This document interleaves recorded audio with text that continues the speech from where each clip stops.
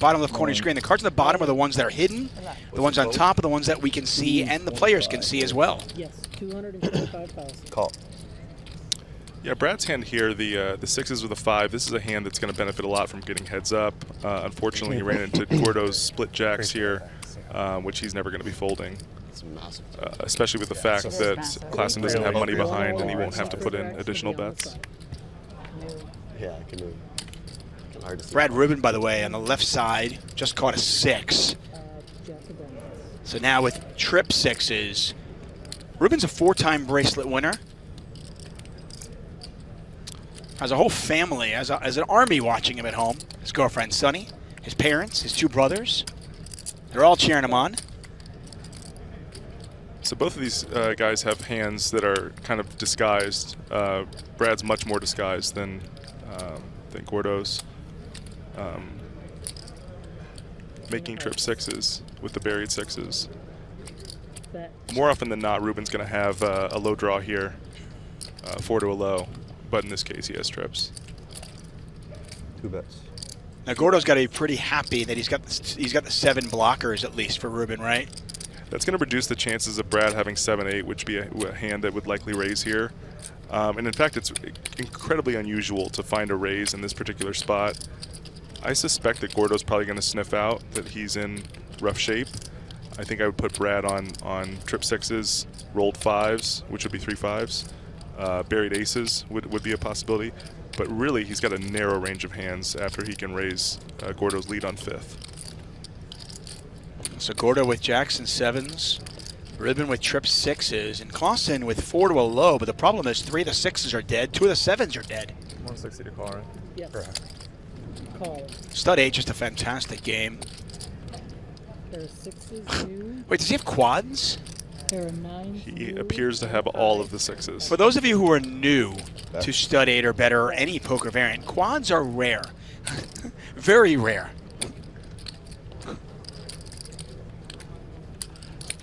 It's hard to come up with a hand that Gordo is actually faring well against. It's hard when these pots get super bloated, but I think he's got to have trouble coming up with too many hands. I mean, even if Ruben doesn't have trip 6s or rolled up 5s, he could even have like aces in the hole or something, right? Exactly. I think the worst hand he can have here is aces up. Yeah, aces and 6s. And Gordo's in rough shape against that. Klassen, by the way, did not improve. And Christopher Klassen is going to get eliminated here. Lost in all of this. Quads, Gordo trying to figure out where he's at. That's kind of a maneuver that's used sometimes. He's going to pay him off, though. All hands. Quads. You guys will find out. Heads up.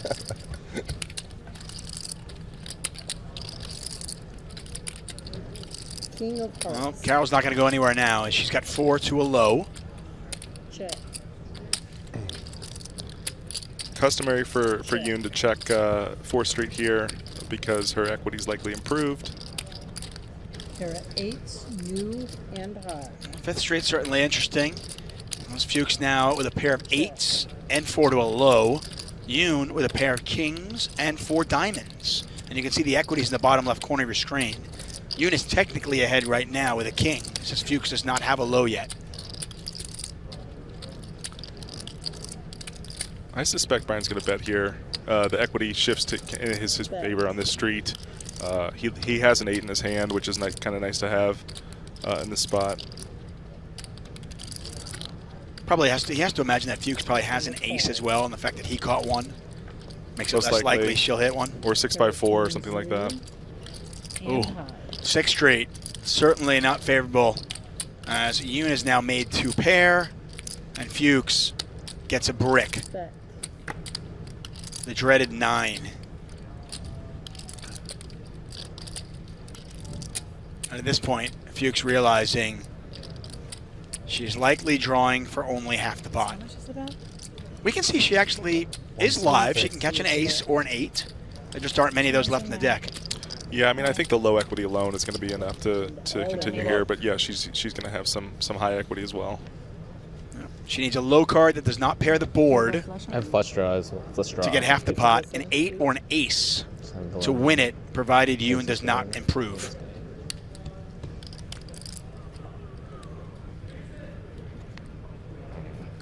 He's made a full house. Any low. And Fuchs, she's going to peel it back. Oh, and it's paint. Good game, guys. Big game, Carol. GG. Big game. Looks like he's found one he's going to go with. Or is he the bring it? Rarely seen. Is he the bring-in? He is with a 7. It's funny, he's the bring-in, and he brought it in for a full completion. So when you are the bring-in, you can bring it in for the minimum, the amount that's specified as the bring-in, or you can come in for a full bet, which is 80K, but he's a little shy here with 75. Highly unusual situation. Yeah, you don't normally see a player bring it in for the complete. Yeah, we should redo this street. Yeah. Oh no, not like this. Well, did you see that I little saw that. card I don't flip? know. I don't know what's happening. I don't know how that happened, but Jack's actually good here. All I hope Jack is that I George. catch 7. This 10 is a little bit of a fright. Seiver all in at risk. Yeah. Yeah, And I don't know narrating how. very well. Yeah, Yes. This has just gone perfect. All right, so I just need. Any improvement. Wow. Later, guys. Seiver pairs, and that is it for Scott Seiver, the 4-time bracelet winner. No doubt we'll see him again. He is out in 5th place. Takes home $101,000. Well, Scott, you've played with some of the most talented players in the world. Today's final table was no exception. How would you describe it? Oh, it's a great group of players, but honestly, even more than poker skills, just a really good group of people, really fun, and we kind of really just enjoyed playing with each other these past few days. It's been a really good experience. Do you think anyone is going to catch Gorodinsky today? Honestly, I don't. He's a great player. He's locked in. I think he's playing tremendously. He's been my pick kind of from the start and still is. Thanks for the time. Tuck. Limits are up 120,000, 240,000. Ante now 30. The bring-in is still 30. There's the flush. Just in case the flush isn't good, he's got to redraw to the straight flush. You think he's worried about his flush not being good? Probably not. So it's a question of how he wants to play it.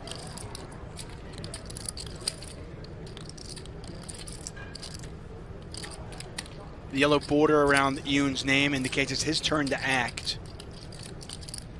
And what do you do? I mean, you've got split kings, but you're staring at queen 5-4, all diamonds.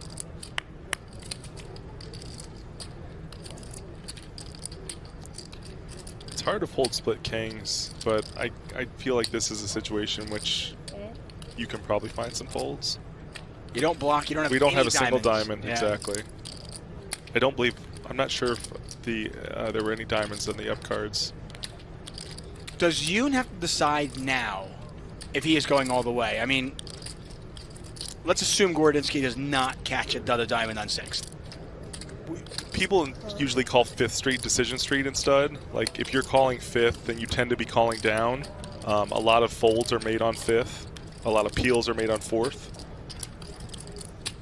And this is kind of the thing I was bringing up. Gordo doesn't catch a diamond on 6th. Now what? There's exceptions. I mean, like, if he catches a diamond on 6th, that changes things. If he catches, another queen, that could change things. He's the blues. Scary. Blues are in play. And this is basically Brian's tournament because he's not going to call 240 here and then fold his last 70. Yeah, it does seem like if you're going to call 5th and nothing changes on 6th, you have to call 6th, and then you once again have to call 7th. We can see that Brian Yoon is drawing dead. Be rooting for Alex. I'm rooting for you not to open bet the river. We're all rooting for that, I think.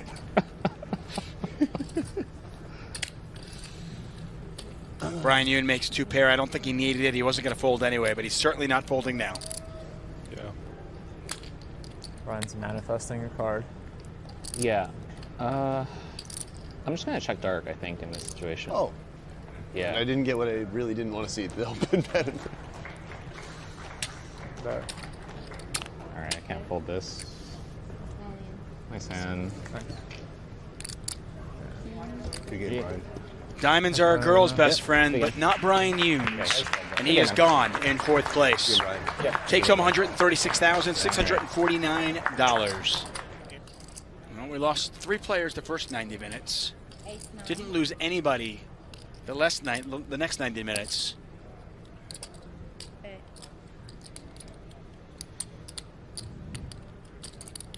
It might only take us about 9 minutes to lose 2 more.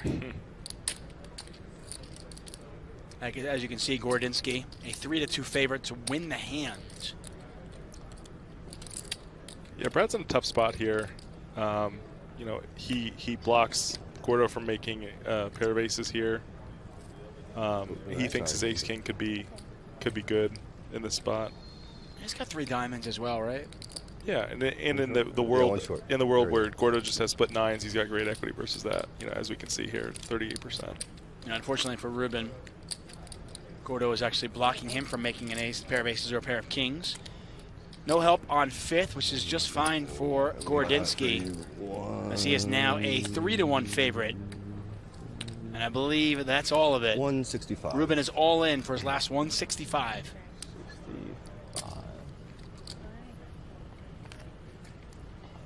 We got me pretty blocked. Nothing on 6th Street, 7th Street. Jack, huh? They deal it down. Yeah, sure. Yeah.